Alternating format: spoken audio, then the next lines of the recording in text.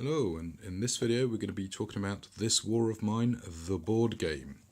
Now this is a board game version of the very successful sort of survival war game that was available on PC, and it's getting some pretty good buzz. So it did have a pretty successful Kickstarter. It's now available in the retail stores. And it's a good mix of mechanics and graphic design, etc. So anyway, let's get inside the box and have a look.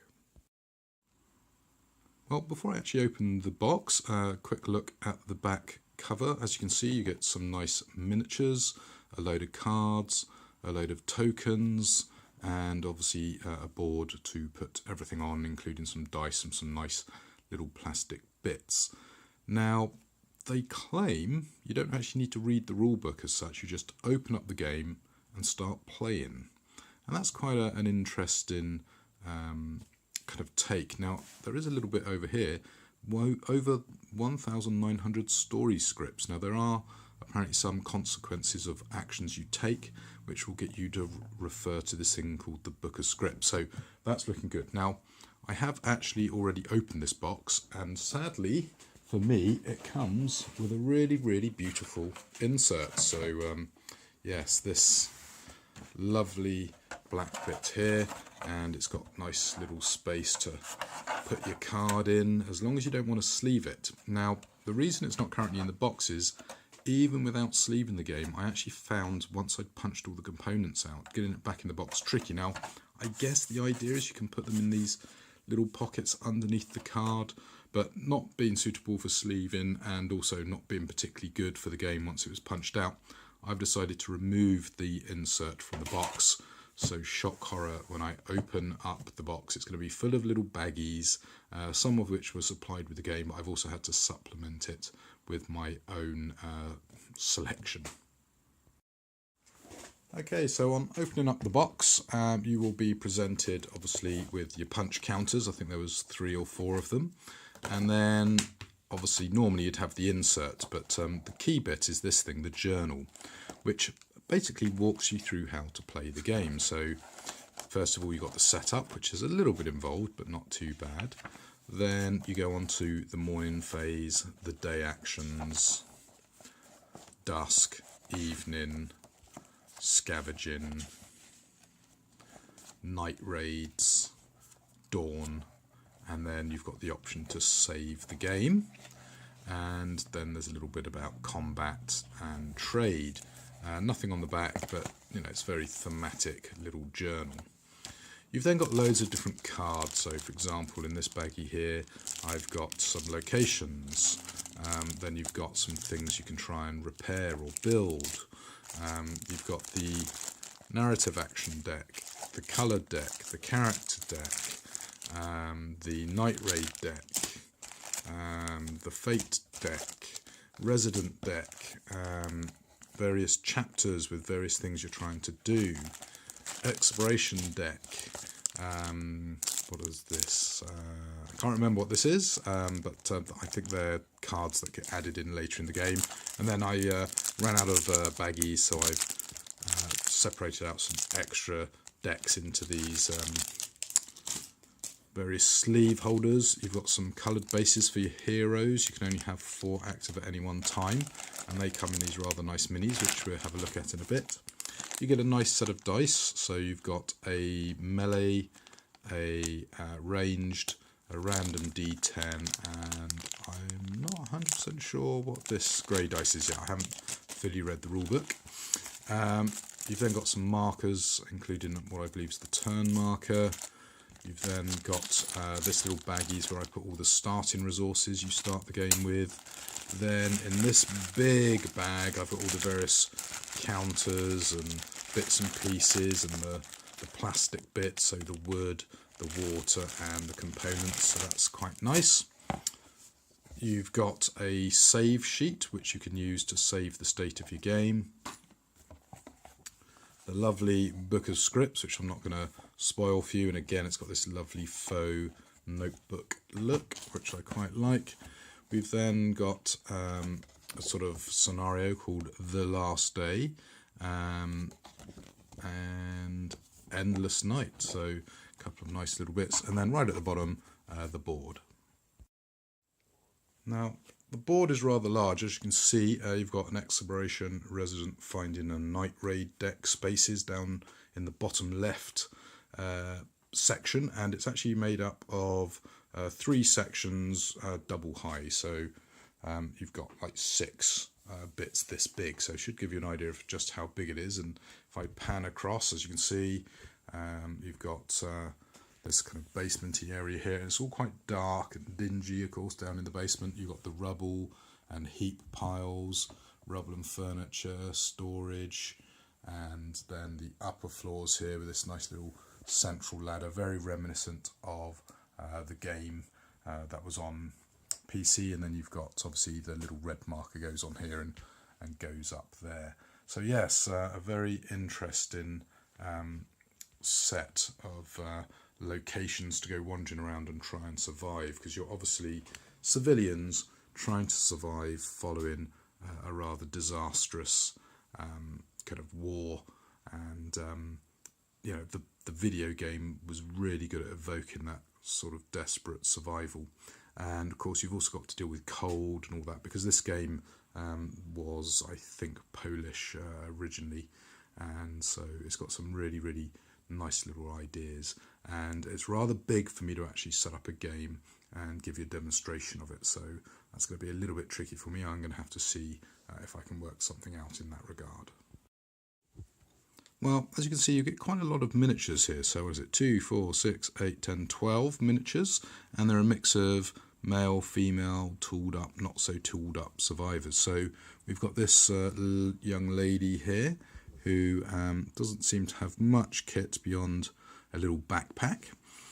We also have another lady who's very well prepared for the apocalypse, because she has a guitar, so she's going to be making everyone very jolly, no doubt, with that. We've also got this sort of photographer lady, which is quite interesting there, that we've got a nice mix of female characters to play as characters in the game, and then a very bookish looking, slightly balding gentleman. So yeah, he's quite good. What's this one? Yeah, he's got a great big back, or kind of bag, I should say, not backpack. Maybe a bit of a medical guy, or possibly carrying a pet of some sort. Then we've got this young chap here with his little face mask on, and he's got some stuff hanging off his backpack, shoes possibly. Again, these are possibly characters from the video game, which I don't know as well as I would like. We've got this gentleman here with glasses and a beard, and a nice little bit of tool work there in his hand, so giant spanner. This guy's looking a bit more serious. He's got a bandana and some sort of improvised weapon or a blade. I think it's actually meant to be a proper dagger looking at it, but the mould details are a little bit soft on that dagger. What else we got here? Yes, we got another lady, I believe, with a book and a little kind of shoulder satchel. Another bookish lady with glasses by the looks of it. Then we have this fine fellow here, slightly older gentleman with a load of bits hanging off his bag, and then the slightly serious looking gent with an axe. And yeah, I'm not sure, he looks like he could be trouble to me. Anyway, yeah, so nice selection of characters. Unfortunately, you can only actually have 4 of them kind of active, going out doing stuff. Now, it's my understanding that each player controls the house, and so you can actually interact with any of the 4 characters at any time. It's not like, you know, this is you and this is someone else. It's like this is both of you, and you can control them as and when needed. But obviously you've got to deal with fatigue and hunger and water and just trying to survive, let alone kind of maybe do any particular mission objectives you might have. Now, checking out the rulebook, it would imply that you start with a shovel, which by the looks of it weighs a little bit, a lockpick, 3 bits of raw food, 4 bits of wood, which are these sort of plasticky bits, which look a little bit like iron girders to me.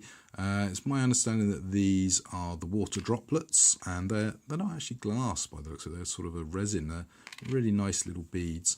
And then your components, which are these rather shiny kind of metallic plastic cogs. So yeah, I've deliberately taken these and set them to one side in their own little baggie, which will make setting up the game hopefully a little bit quicker. Now, as you've already seen, there are lots of cards. It's about 200 to sleeve, so you're going to need 4 packs of sleeves to sleeve everything. And as I say, when you sleeve it, it doesn't go back in the box without removing the insert, which is a great shame. And there's various objectives. Not going to really show you them, just quickly flick through them. So, you know, you've got this reasonably nice artwork on the back of the card, but the other side's, you know, a little bit bland, but, you know, very functional, very nice bit of artwork there. And, you know, the card quality is okay rather than great, but now they're sleeved, I don't need to worry about that. The other deck that I hadn't actually shown you was the Findings deck. Again, a fairly decent bit of artwork there, but again, the other side, slightly boring text. You know, going to work really well for the game, and you know, it seems to be the back of the cards is where a lot of the really nice artwork exists. Of course, to mix things up, you've got these event decks, which you know, the cards in here can do all sorts of things to you, frequently obviously upsetting your plans, or maybe giving you some little extra bonus. As well as obviously having to deal with night raids and things like that, you can also get visitors, and again, lovely piece of artwork, but once more the actual kind of business side of the card maybe not quite so good. This one's a gossip, so your neighbour pays you a visit. He wants to share some information he overheard, and then it allows you to look stuff up. And you know, as I say, really liking the artwork on the backs of the decks, but unfortunately the other side's very, very bland.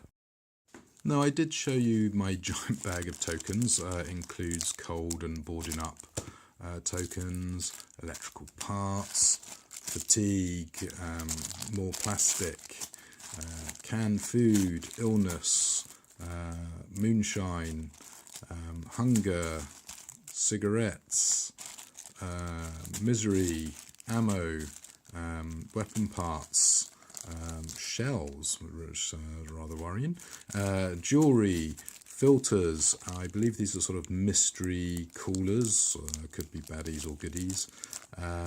Then like broken parts for your guitar and also your guitar before it gets broken.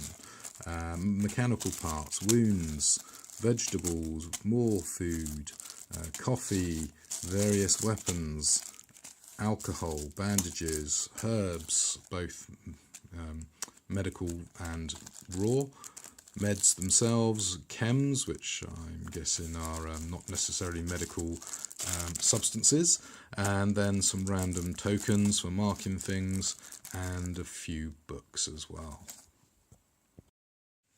Well, there you go, that was a quick look at all the contents of the game, and I find it interesting. It's a 1 to 6 player, I want to say. Let me just check that. Is it on the side of the box? Yes, 1 to 6 player. So there you go. 1 to 6, taking 45 minutes to 2 hours. So that's an interesting claim in itself. In addition, of course, it's also very interesting. They're saying you don't actually need to read the rulebook. Just start playing and play along with the rulebook, and you know, just go through and do everything on setup.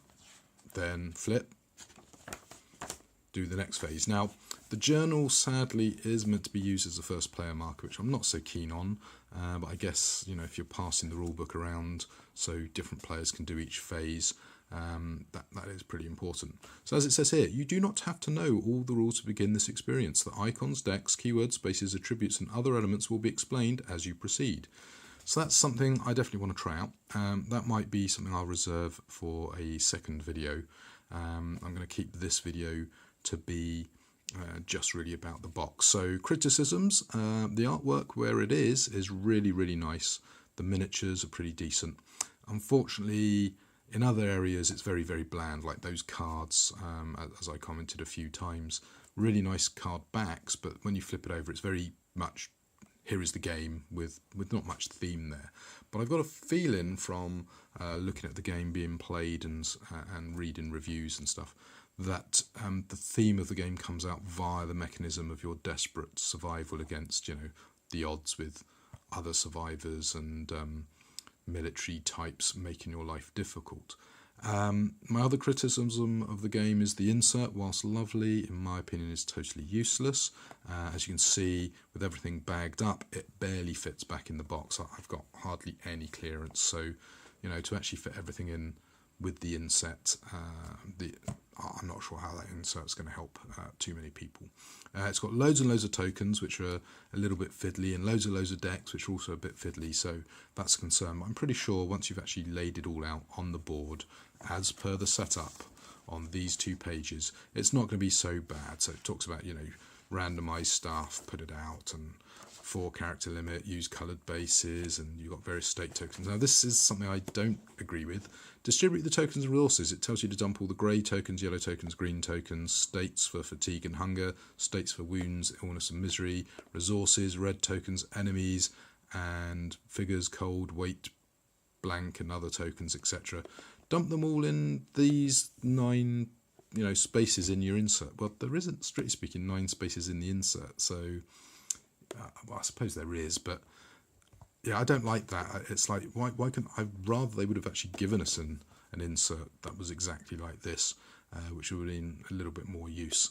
Anyway, there you go. So that's my criticisms, really, is some of the artworks, really, really nice, but sometimes doesn't quite come through because it's when you flip over the cards, it's very bland. The insert is, in my opinion, pretty useless. It's got lots of fiddly little tokens. But having said that, it looks pretty easy game to set up and play and just walk through. So that's why I'm really looking forward to giving this a run out. Well, I'm going to stop the video at this point. I need to go off, read the journal, and see if I can maybe set up a game to play through and talk about. My big concern is with the large map. It's going to be technically challenging for me to fit everything on the table and the camera and be able to film everything. So I hope you've enjoyed this quick look at the contents of the board, and definitely will be looking to come back to this game in a future video.